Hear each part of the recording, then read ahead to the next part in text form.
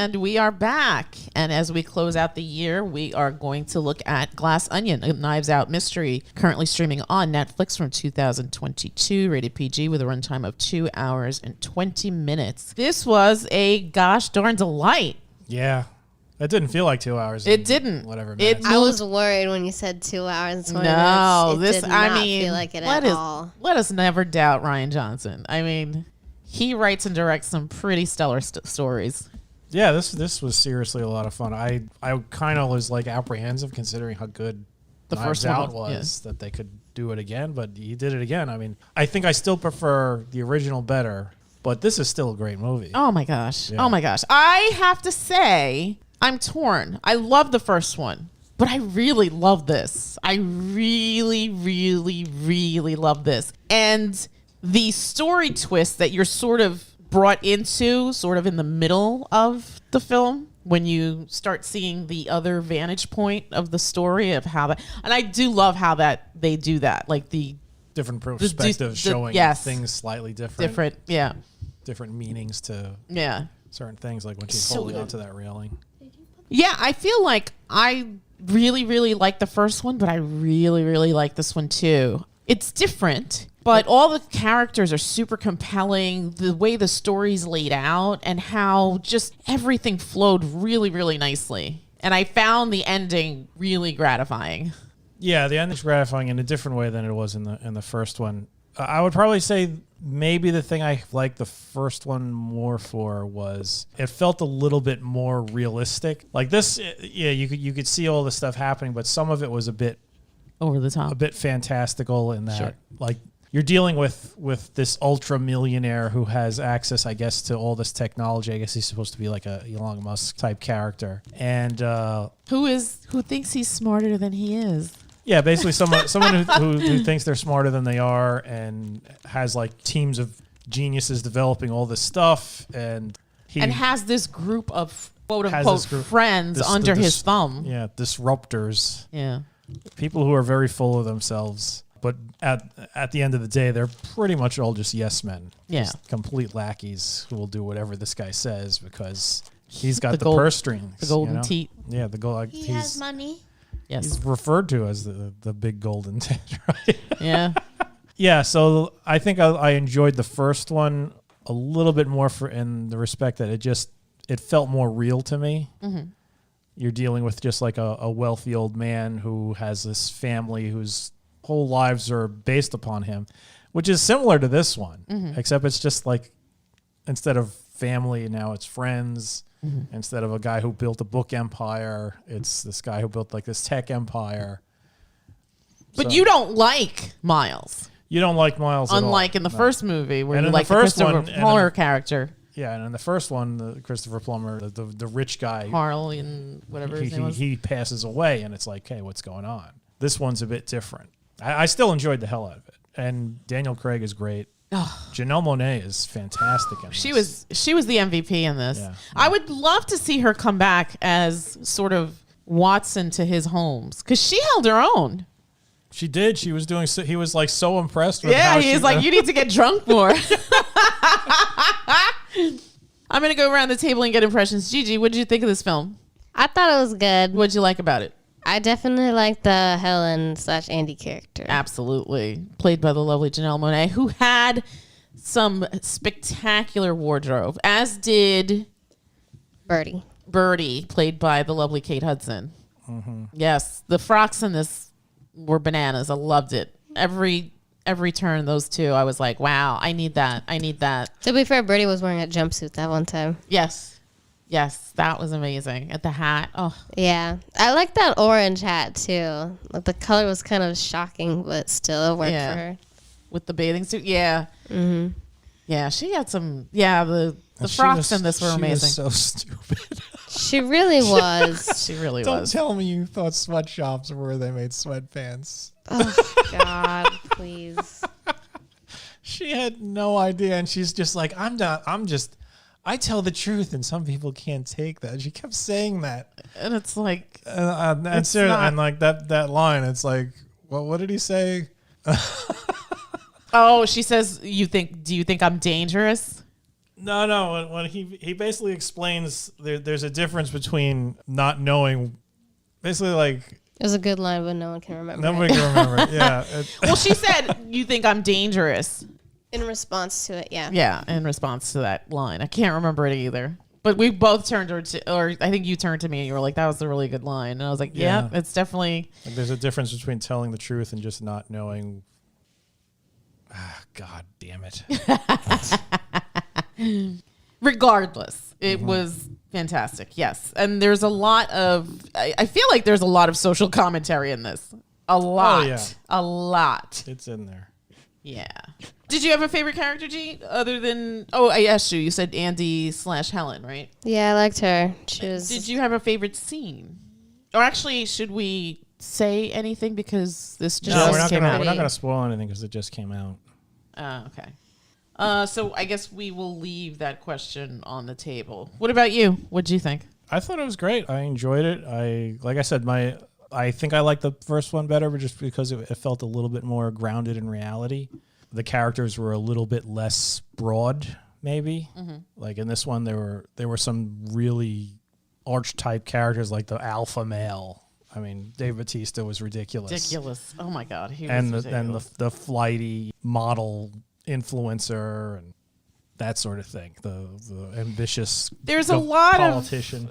There's a lot of commentary about wealth in this, obviously, because you're dealing with certain people. I mean, Duke is an influencer. I guess Birdie was to some extent. No, she was a supermodel. Well, she was, but then she made a lot of stupid mistakes. And right. Pretty much her entire life was salvaged by Miles.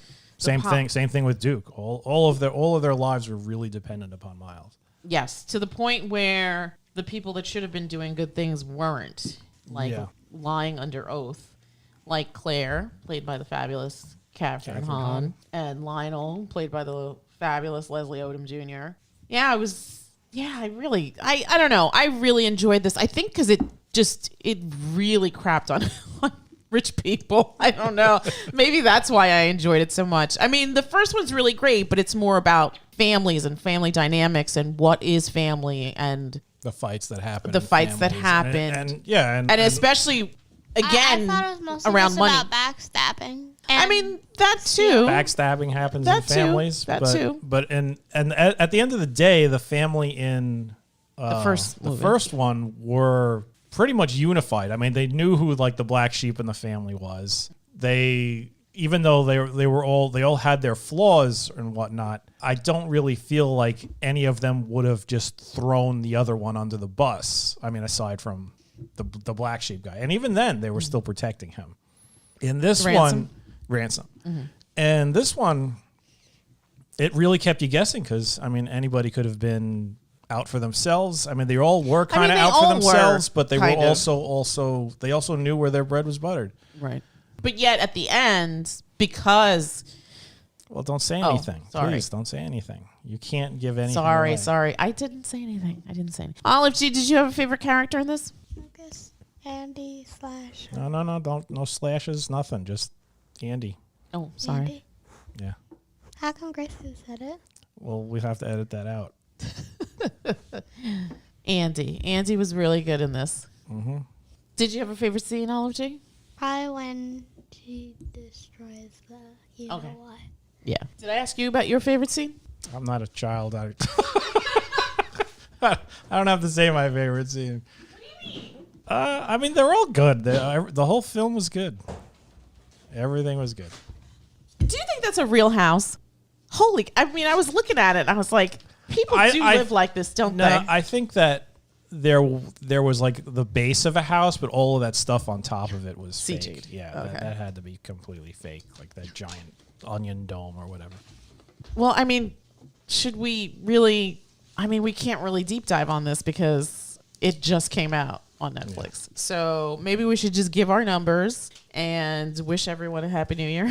Yeah, I think that's it. We can't really delve into this without ruining it. So I would probably give this like a 8.5.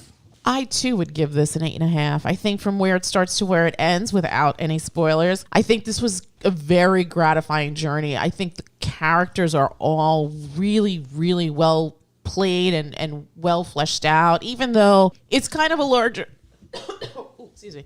It's kind of a larger ensemble piece, but still you get a sense of who Duke is, you get a sense of who Birdie is, you get a sense of who Andy is, you get a sense of who Claire is, you get a sense of who Lionel is. You definitely get a sense of Miles, who to me was I felt like he was just such a jerk, my gosh. And at one point I had a theory, but it didn't pan out. And my theory was that he brought them all to the island to kill them because they had so much knowledge about him. And that's where I thought the story was going to go, but it didn't. I didn't think that, no. No? No.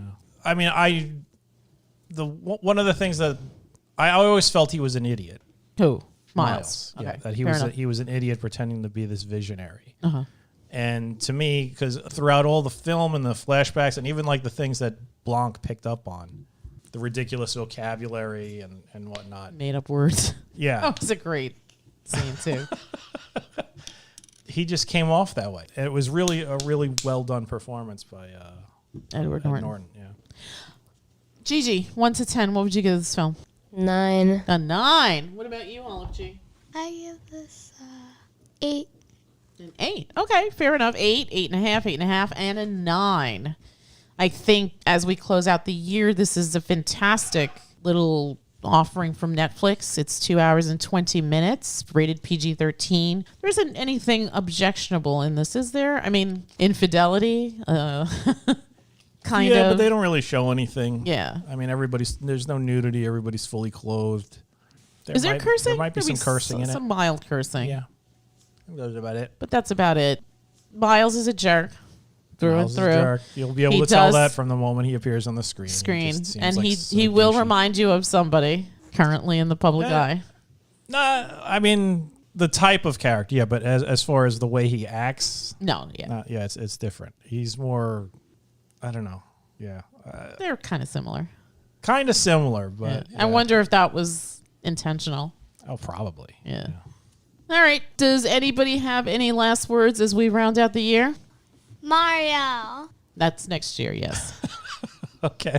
What about you, G? Anything to look forward to, or any shout outs you want to give to anybody, a friend, or no? Any recommendations? What about you? Recommendations? I don't know. I don't know. I don't know. This is Here's only hope, like here's hoping next year's better than this one. Was this year bad? No, but you always want the next one to be better. Fair enough. Fair enough. I hope that everyone remains healthy, happy, and finds purpose.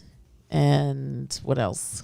I don't know. Let's just wrap this up. Let's just end this. Yeah, this I feels don't like think I nobody wanna wants hear to be any here more doing about this right now. I know. I don't know why. It was a good movie. It was a good Don't let this movie. review dissuade you. It was a good movie from despite watching the lackluster review we're giving it here. We're just that gonna wrap bad? it. It's We're not as lively as we usually are. I the think. lack of enthusiasm is thick. Well, I think we're hindered by the fact that it just came out and we're trying not to spoil it. Yeah, plus there's a lot going on. I mean, Olive's sick. We're worried about Olive. Yeah. The kitchen sink stopped working. It's Christmas Eve. We had to postpone We had Christmas to with postpone family. Christmas. Yeah. You should probably cut this all out. It's freezing as hell outside. Outside, 8 degrees. Something crazy like that. Yeah. -2 degrees. Oh yeah. It is Yeah. It's unpleasant. It's unpleasant. Yeah, I think I opened the door once to look at the mail, and that was it. And I was just like, I'm never opening this door again. Foot. Okay, let's wrap it up. All right, that's it from us, and we will bid you all a Good night. Night. Night. good night. Happy New Year. Happy New Year.